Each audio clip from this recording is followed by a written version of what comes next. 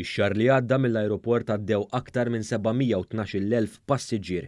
Fi stqarrija l-Ajruport Internazzjonali ta' Malta qal li din kienet l-ewwel darba mill-2019 li hawn li nqabżet iċ-ċifra ta' aktar minn 700,000 passiġġier.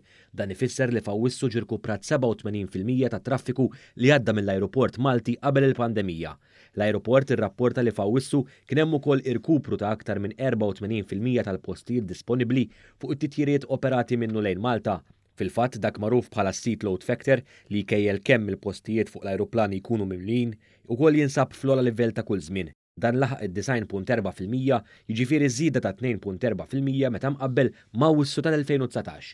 L-aktar jum impenjattiv f'termini ta' movimenti tal-passiġġieri f'Awwissu kien il-21 tax-xahar. Wara dan il-jum beda jiġi osservat xi tnaqqis fis-seat load factor hekk kif ix-xahar li huwa sinonimu mal-btajjel tas-sajf beda joqrob lejn tmiemu. F'terminu ta' swieq, l-aktar swieq popolari f'Awwissu kienu l-Italja, ir-Renju Unit, Franza, il-Ġermanja u Spanja. Dawn flimkien kienu responsabbli għal 67% ta' traffiku kollu ta' Awwissu. Madankollu, minkejja ir-Renju Unit u l-Ġermanja kienu fost l-aqwa 5 tiswieq tax-xahar, in-numru tal-passiġġieri li vvjaġġaw lejn u minn dawn iż-żewġ pajjiżi baqa' ferm aktar baxx mill-livelli tal-2019.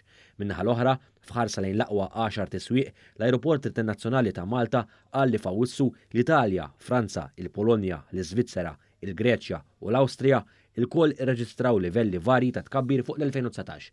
Is-suq Grieg kellu l-akbar rata ta' tkabbir b'saħħitha ta' 44% li riżultat minn skeda ta' titjiriet operati minn żewġ linji tal-ajru lejn 3 ajruporti Griegi.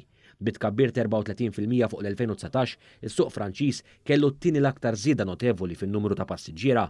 5 linji tal-ajru qegħdin joperaw titjiriet bejn Malta u 9 ajruporti fi Franza bħala parti mill-iskeda tas-sajf tal-Ajruport Internazzjonali ta' Malta.